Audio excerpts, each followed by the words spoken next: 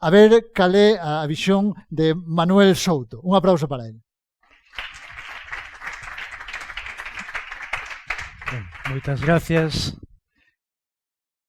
Pois nin é vaso de casa, nin é sema de ovo. Eu vou vos falar de robles, algo moi noso, moi galego, tanto do carballo como do rebolo, e vou vos falar desde o punto de vista da dendrocronoloxía e ver que forma antes, se forma as follas ou forma a madeira. Entonces, que é a dendrocronoloxía? Así, unha pincelada moi rápida. É unha disciplina que estudia os aneis de crecemento dos árboles e trata de extraer toda a información posible, non? Xa que todos os eventos que teñen lugar ao longo da vida da árbore quedan registrados neses aneis. Entonces, se sabemos lelos, podemos extraer moita información. Como extraemos esa información? Pois lendo as anchuras deses aneis. Eso que tedes aí é unha mostra de roble, de carballo, e nos medimos esas anchuras e o primeiro dato que podemos sacar é tanto a idade como a datación, é dicir, os anos que ten esa árbore e o período no que viviu esa árbore, se xa está morto ou se ainda vive. Pero tamén podemos sacar información que se pode traducir en estudo da frecuencia de plagas, recorrencia de incendios, coñecementos aplicados á dendroarqueoloxía para datar edificios ou datar distintos elementos dos xacementos ou estudiar como os factores climáticos influen no crecemento das árbores, que no que nos vamos a centrar e no que eu investigo, que se chama dendroclimatoloxía.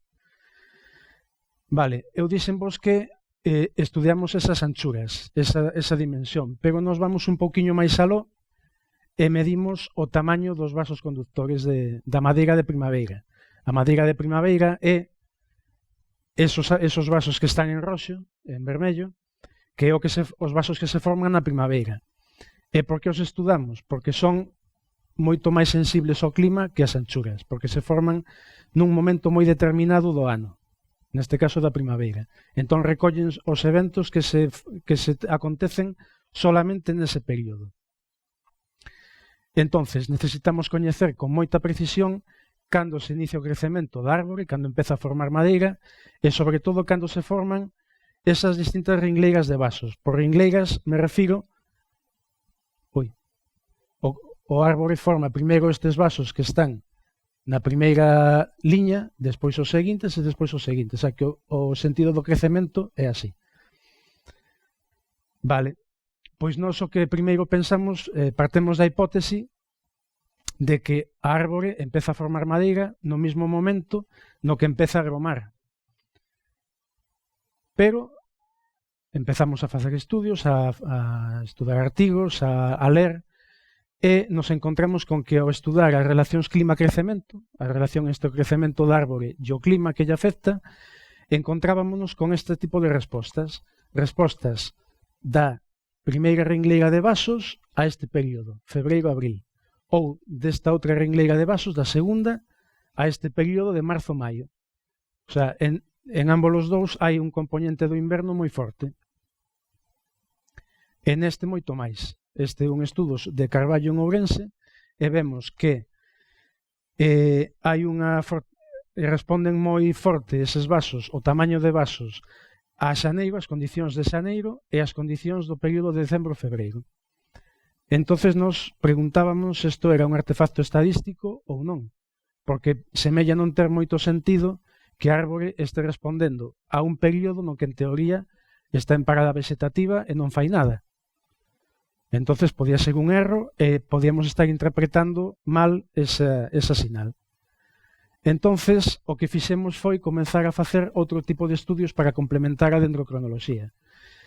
Por un lado, un seguimento da fenoloxía foliar, é dicir, ir seguindo no ano como vai brotando, en que épocas vai brotando e como se desenrolan esas semas, e por outro lado, mostrases de siloxénese, é dicir, de formación de madeira, que con ese aparello que vedes aí é moi sinxelo ir ao árbore en certos períodos, coller un microcore e ver nese momento, nese intre, como vai formando a madeira, se ten vasos formados ou non, se está o cambio en activo ou non.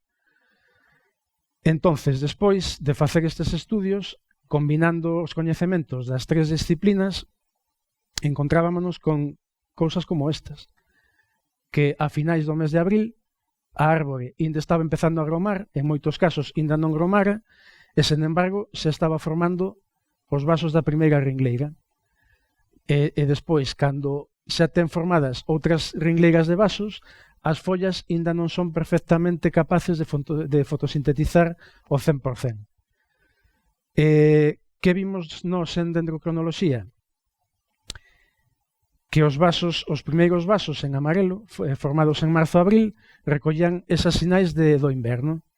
Os seguintes, que se forman en abril, xa collen as sinais do clima que se transcorren no inicio do crecemento.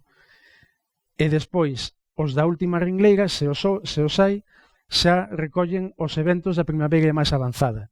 E despois, xa en xullo e agosto, xa forma a madeira de verán. Entonces, que conclusión sacamos con isto?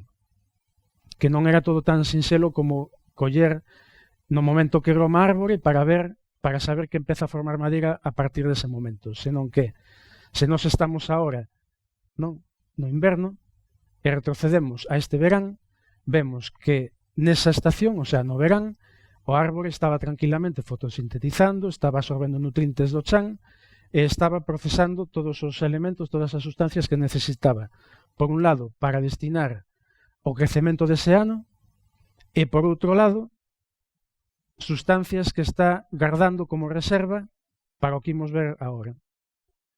Cando chega o inverno, a árbore tira a folla e queda en parada vegetativa. Que este en parada vegetativa non quere dicir que este morto. A árbore sí que ten respiración. Entonces, esa árbore está activa. Que pasa? Que si ven un inverno un pouco anómalo, por exemplo, que con condicións de estrés como altas temperaturas ou condicións de asolagamento, a árbore, para manterse viva, ten que aumentar esa taxa respirativa. Se respira máis, de onde saca enerxía para respirar máis? Pois deses carbohidratos que tiña reservados da estación anterior. Se gasta máis recursos desa estación, quedanlle menos recursos disponibles para, cando comeza a estación de crecemento novamente, na primavera, que cando no período marzo-abril, cando ainda non ten folla, forma eses primeiros vasos.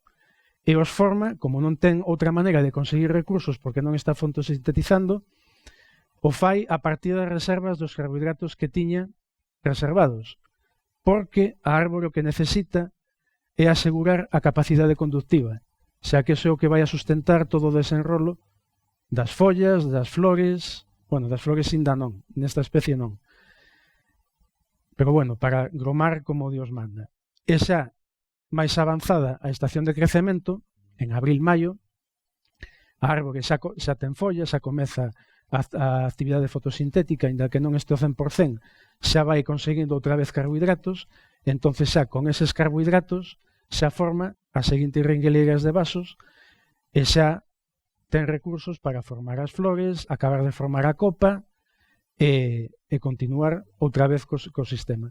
Empeza a coller carbohidratos para o crecemento dese ano e a meter outros carbohidratos na reserva. Entonces, nada máis. Moitas gracias e isto era o que vos quería explicar con este xogo de palabras que foi antes o vaso ou a sema. Nada máis.